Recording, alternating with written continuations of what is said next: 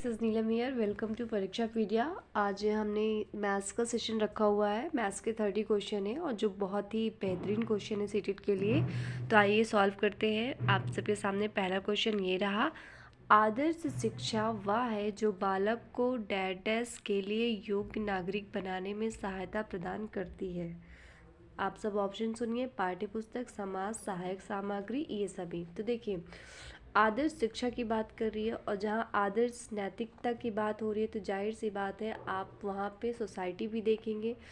तो आप आपने एनालिसिस भी कर लिया होगा कि नागरिक बनने में सहायता सबसे ज़्यादा क्या प्रदान करेगा। आदर्श शिक्षा वह है जो बालक को डैश समाज के लिए योग्य नागरिक बनाने में सहायता प्रदान करती है। तो आपका करेक्ट आंसर क्या हो जाएगा? समाज। तो बढ़ते हैं अगले क्वेश्चन की तरफ। विद्यालय पाठ्यक्रम में गणित का महत्व है। अब देखिए, विद्यालय पाठ्यक्रम में गणित का क्या महत्व है। ज्ञान एवं कौशलों की प्राप्ति में बिल्कुल इसका महत्व होता है। गणित में बौद्धिक आदतों के विकास में बिल्कुल आप क्या करते हैं? तर्क करते हैं, चिंतन करते हैं, बौद्धिक प्रक्रिया शुरू करते हैं गणित के पाठ्यक्रम में, है ना। फिर वांछित दृष्टिकोण पैदा करने में, यस बिल्कुल। जैसे कोई सवाल में क्या होता है, आप अमूर्त चीज़ों को मान के तब सवाल सॉल्व करने की कोशिश करते हैं। तो वही कह रहा है वांछित दृष्टिकोण पैदा करने में। तो आपको क्या लगता है इसका करेक्ट आंसर क्या हो जाएगा? इसका करेक्ट आंसर ये तीनों ही सही है, इसलिए क्या हो जाएगा? उपरोक्त सभी। सॉरी, बढ़ते हैं अगले क्वेश्चन की तरफ। हमारा अगला क्वेश्चन है, माध्यमिक स्तर के बाद गणित की कौन कौन सी शाखाएं पाठ्यक्रम में सम्मिलित हो जाती हैं। देखिए, माध्यमिक स्तर के बाद कौन कौन सी शाखाएं गणित की सम्मिलित हो जाती है। अंकगणित, बीजगणित, ज्यामिति, बीजगणित, त्रिकोणमिति। देखिए, इसमें क्या बोलते हैं, अवकलन, समाकलन, यही माध्यमिक स्तर के बाद ये तो बिल्कुल नहीं होगा। अंकगणित, त्रिकोणमिति, सांख्यिकी, ये भी नहीं होगा। ज्यामिति, बीजगणित, त्रिकोणमिति नहीं होता है। तो आपका करेक्ट आंसर क्या हो जाएगा? अंकगणित, बीजगणित और ज्यामिति, आपका यही करेक्ट आंसर होगा। ठीक है, ध्यान से देख लीजिएगा, मिस्टेक नहीं करिएगा। बहुत लोग कंफ्यूज हो जाते हैं त्रिकोणमिति और ज्यामिति में, लेकिन त्रिकोणमिति नहीं होगा, ज्यामिति होगा आपका करेक्ट आंसर। अब बढ़ते हैं अगले क्वेश्चन की तरफ। गणित पाठ्यपुस्तक की सामग्री का विकास किस रूप में होना चाहिए। तो ऑप्शन है अभ्यास रूप में, तर्कसंगत रूप में, समस्याओं के रूप में, आधुनिक गणित के रूप में। आप बताइए इसका आंसर क्या हो जाएगा। तो इसका आंसर हो जाएगा तर्कसंगत के रूप में। आप जानते हैं गणित में क्या, आप तर्क करते हैं, चिंतन करते हैं, फिर उसके बाद उसको सॉल्व करने की कोशिश करते हैं। तो पाठ्यपुस्तक सामग्री का विकास किस रूप में होना चाहिए? तर्कसंगत के रूप में होना चाहिए। बढ़ते हैं अगले क्वेश्चन की तरफ। गणित के अध्ययन से एक बच्चे में निम्न में से किस गुण का विकास होता है। तो देखिए, आत्मविश्वास, आत्मनिर्भरता, तार्किक सोच, उपरोक्त सभी। बिल्कुल सही है। आत्मविश्वास बिल्कुल बढ़ता है बच्चे का, आत्मनिर्भरता होता है, तार्किक सोच उसमें उत्पन्न होती है। ठीक है, तो इसमें क्या होता है? उपरोक्त सभी हो जाएगा, उपरोक्त सभी हो जाएगा। ठीक है, तो गणित के अध्ययन में एक बच्चे को उपरोक्त सभी, आत्मविश्वास, आत्मनिर्भरता, तार्किक सोच, ये सब उसके अंदर गुण का विकास होता है। बढ़ते हैं अगले क्वेश्चन की तरफ। गणित की संरचना एवं प्रकृति का एक गुण है, क्या है? अमूर्त होना, सांकेतिक होना, अक्रम होना, रसहीन होना। अब रसहीन होना से गणित का क्या लेना देना है, ये तो एनालिसिस करिए, आपको खुद ही पता चल जाए। अक्रम, असंकेतिक होना। तो देखिए, आप सब पढ़ते हैं, जब हम गणित पढ़ते हैं तो कोई क्वेश्चन नहीं आ रहा तब वहाँ पे क्या करते हैं? अमूर्त चीज़ों को मानते हैं। ठीक है, जैसे यक्स मान लिया कि माना ये इतना है, तो अमूर्त चीज़ों को मान के गणित सॉल्व करने की कोशिश करते हैं। तो आपका करेक्ट आंसर क्या हो जाएगा? अमूर्त होना। बढ़ते हैं अगले क्वेश्चन की तरफ हम। कक्षा में छात्रों को गणित विषय के प्रति प्रेरित करने के लिए निम्नलिखित बात का ध्यान रखना चाहिए। अब किस बात का ध्यान रखना चाहिए? कठिन अभ्यास करवाना, सभी के समान रूप से शिक्षा देना, छात्रों में आत्मविश्वास की भावना का विकास करना, छात्रों द्वारा हल की गई समस्याओं से अधिक से अधिक कमी निकालना। कमी निकालना ये कौन सा प्रेरित करना होगा? ये तो गलत हो जाएगा ना। कठिन अभ्यास करवाना मतलब क्या आप सिर्फ कठिन अभ्यास करवाएंगे? तो आपका करेक्ट आंसर हो जाएगा। देखिए अभी हमने थोड़ी देर पहले पढ़ा था कि बच्चों गणित पढ़ने से बच्चों में क्या होता है, आत्मनिर्भरता, आत्मविश्वास की भावना का विकास होता है। तो आपका यही करेक्ट आंसर हो जाएगा कि छात्रों को गणित विषय के लिए प्रेरित करने के लिए छात्रों में आत्मविश्वास की भावना का विकास होना चाहिए। ठीक है, बढ़ते हैं अगले क्वेश्चन की तरफ। गणित सभ्यता का दर्पण है, इस कथन में गणित की प्रकृति का कौन सा मूल झलकता है। देखिए अब बात सभ्यता की हो रही है, तो आप जानते हैं गणित आज से नहीं बहुत पुराने टाइम से ही सभ्यता से ही इसको माना जा रहा है। तो अब बात सभ्यता की हो रही है तो जाहिर सी बात है सभ्यता किससे रिलेटेड है, वो सांस्कृतिक मूल्य से रिलेटेड है। तो आपका आंसर क्या हो जाएगा, सांस्कृतिक मूल्य, कल्चरल वैल्यू से हो जाएगा। ठीक है, बढ़ते हैं अगले क्वेश्चन की तरफ। क्वेश्चन नंबर 9 है, कक्षा में छात्रों को गणित विषय के प्रति प्रेरित करने के लिए निम्नलिखित बात का ध्यान रखना चाहिए। किन बातों का, अभी हमने ये क्वेश्चन कर लिया तो इस पर टाइम वेस्ट नहीं करेंगे। अगले क्वेश्चन पे देखिए, गणित सभ्यता का, अब इसको भी पढ़ लिया हमने, रिपीटेड क्वेश्चन हो गया है। क्वेश्चन नंबर 11 देखते हैं, निम्नलिखित में से कौन सी गणितीय प्रक्रिया नहीं है। कौन सी गणितीय प्रक्रिया नहीं है, कंठस्थ करना, मापन, साकार कल्पना, अनुमान लगाना। और हम यहाँ तक जानते हैं कि कोई चीज़ आप गणित में रट के नहीं कर सकते हैं, जब तक आप उसे का कॉन्सेप्ट नहीं समझेंगे और धारणा नहीं समझेंगे आप उसको सॉल्व नहीं कर सकते हैं। तो आपका यही आंसर हो जाएगा, कंठस्थ करना। बढ़ते हैं अगले क्वेश्चन की तरफ। पाठ्यक्रम निर्माण का सिद्धांत निम्न में से कौन सा है। विभिन्न विषयों से सहसंबंध बिल्कुल होना चाहिए, अग्रदर्शी बिल्कुल, अवकाश का सदुपयोग। तो आपका क्या हो जाएगा, ये सभी आपका इसमें आंसर हो जाएगा, क्योंकि पाठ्यक्रम निर्माण के सिद्धांत में सभी रिलेटेड है। कि आप जब कोई चीज़ पाठ्यक्रम का, जैसे आप अगला पाठ पढ़ाएंगे तो पिछले पाठ से रिलेट करके तब ना अगला पाठ पढ़ाएंगे। ठीक है, तो वही कह रहा है, सहसंबंध होना चाहिए, अग्रदर्शी होना चाहिए, अवकाश का सदुपयोग बिल्कुल आपको करना चाहिए पाठ्यक्रम निर्माण के लिए। तो बढ़ते हैं अगले क्वेश्चन की तरफ। क्वेश्चन नंबर 13 है, उच्च प्राथमिक स्तर पर गणित शिक्षण का सर्वाधिक महत्व किस रूप में होता है। भौतिक, मानसिक, व्यवहारिक, आध्यात्मिक। अब बताइए, उच्च प्राथमिक स्तर की बात हो रही है तो वहाँ पे किस रूप में सर्वाधिक होता है, मानसिक, व्यवहारिक, आध्यात्मिक या फिर भौतिक। उच्च की बात हो रही तो आप जानते हैं व्यवहारिक रूप में इसका प्रयोग होता है। ठीक है, बढ़ते हैं अगले क्वेश्चन की तरफ।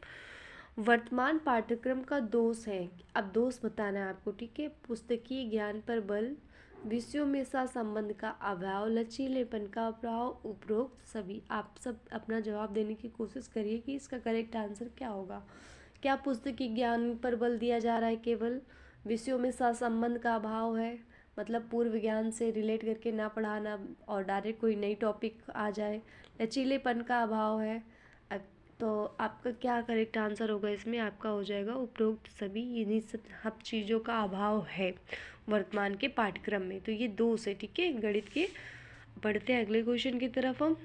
जिस विधि में पहले उदाहरण बाद में नियम बताया जाता है वह विधि कौन सी है। हम सभी जानते हैं ये कौन सी विधि होती है, आगमन विधि होती है। और इसी का जस्ट अपोजिट होता है, पहले नियम बाद में उदाहरण, तो वो कौन सी विधि हो जाती है, निगमन विधि हो जाती है। ठीक है, ये पढ़ लीजिएगा, ये बार बार ये क्वेश्चन सीटेड का रिपीटेड क्वेश्चन होता है। उदाहरण पहले दिया जाता है और बाद में नियम दिया जाता है, तो कौन सी विधि होती है, वो आगमन विधि होती है। बढ़ते हैं अगले क्वेश्चन की तरफ। क्वेश्चन नंबर 16, उच्च प्राथमिक स्तर पर गणित शिक्षण का सर्वाधिक महत्व वक्र रूप में नहीं है।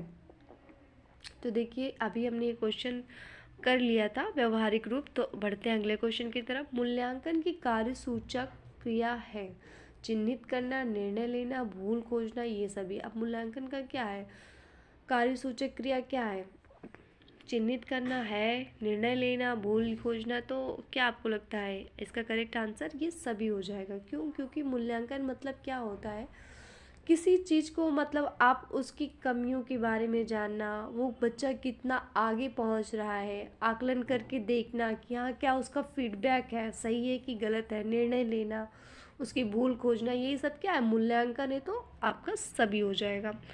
अगले क्वेश्चन की तरफ बढ़ते हैं। श्रव्य सामग्री में निम्नलिखित है टीवी। अब श्रव्य, श्रव्य का मतलब क्या होता है, ऑडिबल, ऑडियो। ठीक है, तो उसमें क्या हो जाएगा, टीवी, टीवी तो ऑडियो वीडियो दोनों होता है, ग्रामोफोन, श्याम पट, खिलौना। तो आपका क्या हो जाएगा, आपका ग्रामोफोन हो जाएगा जो ऑडियो है। बाकी तो सब ये ये आप जानते हैं ऑडियो वीडियो दोनों हैं, ठीक है। और आप श्याम पट जानते हैं कि सामने से देख के पढ़ना है, तो ग्रामोफोन ही ऐसा होता है जो ऑडियो होता है। बढ़ते हैं अगले क्वेश्चन की तरफ। क्वेश्चन नंबर 19, राष्ट्रीय स्तर पर गणित पाठ्यक्रम निर्मित करने वाली संस्था कौन सी है? राष्ट्रीय स्तर पर पूछा है तो आप जानते हैं राजस्थान राज्य शैक्षिक अनुसंधान एवं प्रशिक्षण संस्थान उदयपुर, बिल्कुल गलत है। काजरी जोधपुर, बिल्कुल गलत है। डाइट नहीं, डाइट नहीं करती ये काम करती है NCERT, NCERT करती है जो दिल्ली दिल्ली, ठीक है। ये आपका होता है पाठ्यक्रम निर्मित कौन करता है? NCERT करती है। अब पढ़ते हैं अगले क्वेश्चन की तरफ। आप सबके लिए क्वेश्चन है, कमेंट बॉक्स में डालिएगा NCERT का फुल फॉर्म क्या होता है, ठीक। अगले क्वेश्चन की तरफ बढ़ते हैं। क्वेश्चन नंबर 20, गणित को कहा जाता है, गणित को क्या कहा जाता है? विद्यार्थियों का दुश्मन। अब ये क्या हुआ? गणित को विद्यार्थियों को दुश्मन कहेंगे हम? शक्तिशालियों की शक्ति, मन की भाषा, या मस्तिष्क का विकास? आप अगर गणित सॉल्व कर रहे हैं तो उससे उसका क्या होगा? उससे आपके मस्तिष्क का विकास ही तो होगा, तो आपका यही हो जाएगा मस्तिष्क का विकास, ठीक है। बढ़ते हैं अगले क्वेश्चन की तरफ। क्वेश्चन नंबर 21 है, गणित तर्क सम्मत यथार्थ कथन तथा सत्य बोलने की सामर्थ्य प्रदान करता है। निम्न में से किसका कथन है? ये कथन है डटन का, ठीक है। बढ़ते हैं अगले क्वेश्चन की तरफ।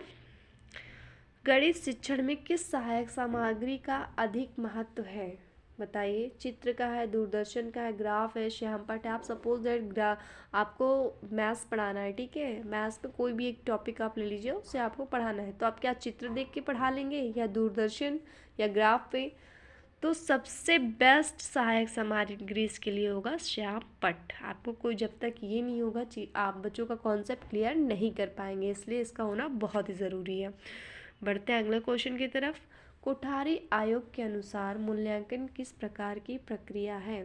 मूल्यांकन एकांकी है, सतत है, उपयोगी है, अनुपयोगी है? हम सभी जानते हैं मूल्यांकन कैसा है, सतत और व्यापक होता है। तो मूल्यांकन हमेशा लगातार होना चाहिए। अगर किसी चीज़ के बच्चे का मूल्यांकन लगातार आप करते हैं, उसका फीडबैक लेते रहते हैं, तो उसके अंदर जो चेंजेस होंगे वो जल्दी होंगे, वो गलतियाँ नहीं करेगा।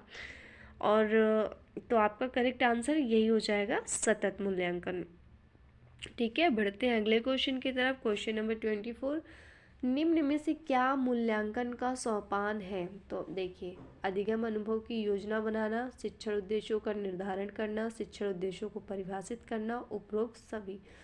आप इसका आंसर जान गए, हमें बताने की ज़रूरत नहीं है कि उपरोक्त सभी होगा। योजना बनाना भी होता है, ठीक है, उद्देश्य का निर्धारण करना भी होता है, उद्देश्यों को परिभाषित भी करना होता है। आप किसी चीज़ को बिना डिफाइन किए आगे कैसे एक्सप्लेन?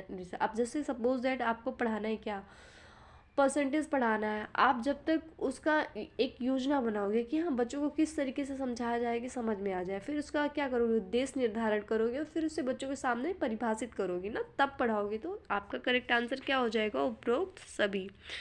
बढ़ते हैं अगले क्वेश्चन की तरफ। क्वेश्चन नंबर 25 आपके सामने ही। एक अच्छी परीक्षा का लक्षण नहीं है, नेगेटिव आंसर बताना है।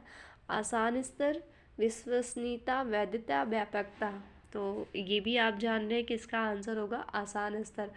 बहुत ज़्यादा आसान भी मत कर दो कि बच्चे का लेवल भी आप जज ना कर पाओ, ठीक है। तो आपको ये करना चाहिए।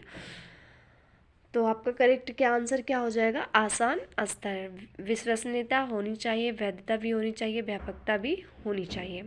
क्वेश्चन नंबर 26 की तरफ बढ़ते हैं। निम्न में से क्या मूल्यांकन की एक प्रविधि है? लिखित परीक्षा, प्रयोगात्मक परीक्षा, मौखिक परीक्षा, ये सभी। देखिए, मूल्यांकन की प्रविधि क्या है? लिखित परीक्षा होना चाहिए। जब आप लिखित परीक्षा करते हो तब पता चलता है कि बच्चे ने कितना पढ़ा और कितना उसका आंसर कर पा रहा है। प्रयोगात्मक परीक्षा होना चाहिए, ठीक है, इससे बच्चा क्या होता है, प्रयोग करके सीखता है। मौखिक परीक्षा, हाँ, उसको उसकी अभिव्यक्ति से आप उसे जान पाते हो, ठीक है। तो ये सारी ही चीज़ें सही है मूल्यांकन के लिए, तो आपका करेक्ट आंसर हो जाएगा ये सभी। अगले क्वेश्चन की तरफ बढ़ते हैं। यदि आपकी कक्षा में कोई छात्र गणित विषय में कई बार अनुत्तीर्ण होता है, तो छात्र गणित के किस क्षेत्र में कमज़ोर है यह जानने के लिए आप क्या करेंगे?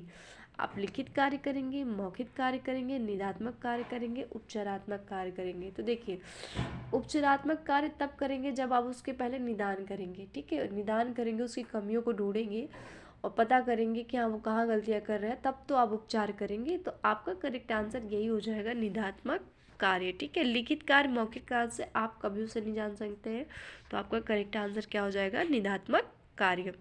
बढ़ते हैं अगले क्वेश्चन की तरफ। गणित शिक्षण में कौशलात्मक उद्देश्य की विशिष्टीकरण का उदाहरण है। अब कौशलात्मक उद्देश्य की विशिष्टीकरण का उदाहरण क्या हो जाएगा, गणना करना, निष्कर्ष निकालना, गणितीय आकृतियाँ बनाना या उपरोक्त में से कोई नहीं। तो आप इसका आंसर बहुत अच्छे से जानते हैं, इसका आंसर गणितीय आकृतियाँ बनाना होगा। ठीक है, यही हो जाएगा विशिष्टीकरण का उदाहरण। ठीक, बढ़ते हैं अगले क्वेश्चन की तरफ। क्वेश्चन नंबर 29, गणित की भाषा का अंग है, क्या है, सूत्र, संख्या, संख्यांक, चर, संकेत। ये सभी आप जानते हैं, सूत्र भी है, संख्या संख्यांक चर भी है, ठीक है, संकेत भी है, ये सभी हो जाएंगे कि ये भाषा गणित की भाषा का अंग होते हैं। तो बढ़ते हैं अगले क्वेश्चन की तरफ। क्वेश्चन नंबर 30 सेशन का लास्ट क्वेश्चन है, अमूर्त एवं संगत संरचनाओं के अध्ययन का विषय निम्न में से किस विषय को कहा जाता है। अमूर्त बोला है, अमूर्त आप जानते हैं, अभी मैंने आपको स्टार्टिंग में ही बताया था, गणित एक ऐसी चीज़ है जिसको आप अमूर्त मान के ही उसका कॉन्सेप्ट क्लियर करते हैं। तो आपका आंसर इसमें क्या हो जाएगा, गणित। आपका यही करेक्ट आंसर हो जाएगा। स्टूडेंट्स, मैं आपको बार बार यही बोलूँगी, जो भी आपको क्वेश्चन प्रैक्टिस के लिए मिल रहे हैं आप प्रैक्टिस करते रहिए, क्योंकि इस समय आपका सीटेट का पेपर लगा हुआ है। आप जितना प्रैक्टिस करेंगे उतना ही आपको हेल्पफुल होगा आपके पेपर के लिए। सो प्लीज़ आप लोग प्रैक्टिस करते रहिए एंड लाइक एंड सब्सक्राइब भी प्लीज़ कर दिया करिए।